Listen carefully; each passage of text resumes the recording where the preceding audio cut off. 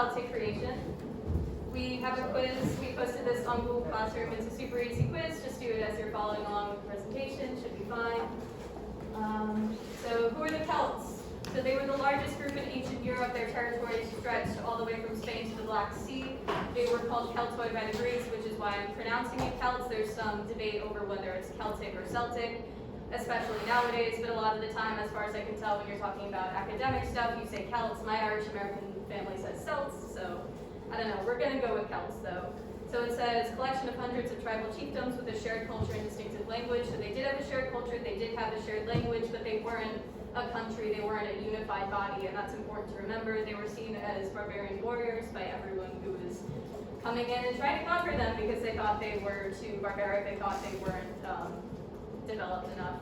Celtic languages are still spoken today, and these are some examples: Welsh, Irish, Scottish Gaelic, Cornish, and Breton. So some historical context: early Celts maintained polytheistic religions, and then Christianity came in and converted them, and that's why we lost a lot of Celtic mythology because of that conversion, and a lot of those Celtic gods were represented in Christianity from that point forward. Some context for Druids: Caesar is the primary source of knowledge for them because they didn't keep written records. That was a part of their religion. They couldn't keep written records.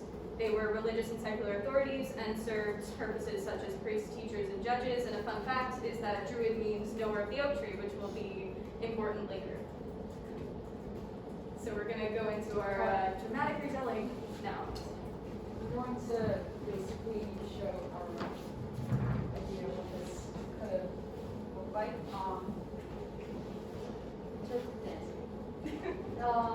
And the summaries on the slide, just in case you guys need to follow along.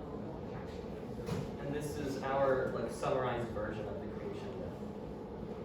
Once upon a time, when there was no time, no gods, no humans walked the surface of the land. But there was the sea, and where the sea met the land, a mare was born, white and made of sea foam, and her name was Eve. By the sea there was sturdy oak, along which grew a plant with white berries formed from the sea foam's tears. Eve ate one of those white berries, which transformed inside of her, and she gave birth to the first god, Uranus. Feeling pain during childbirth, Eve ripped water off the oak tree and threw it into the sea. The sea turned this blood into the giants of the deep. Seeing these countless giants, Uranus became so lonely and so decided to form a union with Eve. From this union came the gods Mykonos, Tyrannus, and Titates, the goddess of woman. Eventually, Io grew tired of the land and returned to the sea, where she became Tethra, goddess of the deep. The gods, feeling lonely with no one to worship them, formed the first man and woman using the wood from the oak tree. Each god formed their own creations from the oak tree as well. Uranus made animals from the oak tree: deer, hounds, boars, ravens, hares, and snakes. Uranus became their god, and he commanded the oak tree to grow into vast forests to serve as a home for his children. Iguana also created animals, but just the horse in memory of Io. Titates and Tyrannus sculpted weapons from the limbs of the tree. Titates formed a bow, arrow, and club. Tyrannus fashioned thunderbolts, which he would throw from the tallest trees. The ground would rumble, the grass would burn, and the animals would run away with fear. Iguanas, on the other hand, did not form weapons, but just a musical instrument, the harp, which he played in Uranus' forest. The winds and birds joined in the melodies, and the animals would travel far and wide to hear Uranus' playing. The giants of the deep, now, became envious of the gods. The giants had nothing to worship them and nothing to command. They plotted against the gods, planning to overtake the land with water. Tethra heard the murmurs of the giants, and remembering her past as Io, warned her children about what was to come, so that the gods would prepare. Uranus wielded his mighty thunderbolt against the giants, while Mykonos broke the sky and threw shards of them. However, the giants had a power of their own, the waves of the sea. The gods were able to push the giants back into the sea, and Tethra blocked them into the deep. The sea returned to its bed, and Mykonos, who had broken the sky to use as a weapon during the battle, prepared. Mykonos rescued one man and one woman from the destruction, and from these two come the rest of humanity. New gods formed from the chaos as well. Lastly, the gods and goddesses return to their home by the sacred oak tree, which stood strong all this time. The end. Yay! Okay.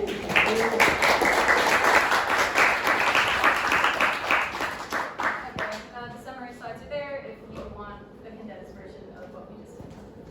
Alright, on to analysis. So as you saw, the oak tree or the tree of life is very important in a lot of mythologies, but specifically we're going to talk about Celtic imagery. In Celtic mythology, the seasonal cycles of the tree, when the leaves fall off and come back, is used to symbolize the cycle of life and rebirth.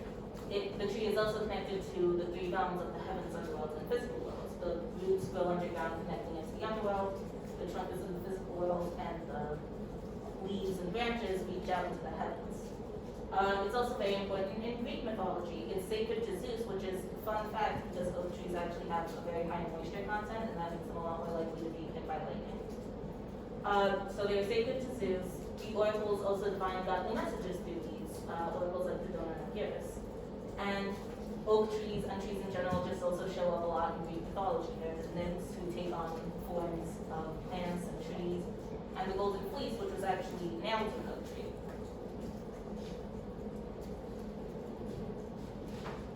So the oak tree is significant to the Celtic culture also many times because of its healing and sustaining properties. For example, the bark would be used for antiseptics and hemostatics, and the Druids thought that the oak tree came from the heavens and so had healing properties, so they made them into wands and used them for religious feasts and rites. And oak trees were acorns and mistletoe, and they made porridge and bread from acorns and spells and other actual medicines from mistletoe. And we also see that the oak tree sort of survived Christianity, depending how you look at it, because at a monastery in Kildare, which was also called the Church of the Oak, it was a pagan shrine, but they had built St. Bridget's monastery on it, which was an Irish Catholic patron saint. Apart from the oak tree, another important element of this myth is the sea. The myth goes into detail about the movements and even personality of the sea. For example, the phrase "foam tears of the sea" gives the sea emotions. And also, Ioka is described as emerging from the sea and then returning to the sea and then re-emerging to warn the gods. And we interpreted this as symbolizing the tides of the sea. And obviously, the battle between the gods with the waves, that was symbolic of a flood or a hurricane. And this ties back into Celtic society because many of the Celts were farmers, and so it shows that they really wanted to understand these elements of nature because it was important to their livelihoods. For example, Tyrannus' thunderbolt is described as burning the grass and making the animals run away, and the Celts, who had crops and livestock, would have wanted to understand these destructive natural phenomena. Oh no. Alright, one last thing that I want to go to discuss is the analysis to modern just the connections in life in general. So chaos and the idea of the void as the sea is presented in the story. Where have we seen this before? Does anyone want to offer up? Bradley? Well, in Greek mythology, it also started the same way, where it was chaos, and same with, I guess, in the Bible with Hebrew mythology and whatnot. Everything sort of started with this idea of chaos and how it wasn't really a bad thing, it was just another word for nothing, basically. And that's ties into this being humanity's entire attention to land because it's people don't understand certain things, so they just choose to play it off as something that just seems chaotic. And then the modern connection is the Big Bang, where yes, it started from nothing and then exploded into this entire universe that we now see today. Not even universe, maybe even multiverse. Yeah. Okay, so now I'm just going to explain kind of the creative process behind our artistic piece. So the reason why we decided to create this collage, which is, as you can see, it has a lot of the key elements that we discussed before. The oak tree, yoga, the humans that came from the oak tree, and then the animals and the heart. So the reason why we decided to create a collage was because we were really drawn to the chaotic kind of inherent messiness of a collage.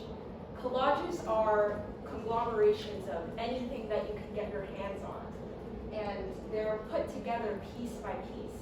And this reminded us of Celtic mythology in general, because as Charlie was telling us about the historical context of Celtic mythology, we know now that the reason why Celtic myths seem so random and inconsistent and out of place is because of its history.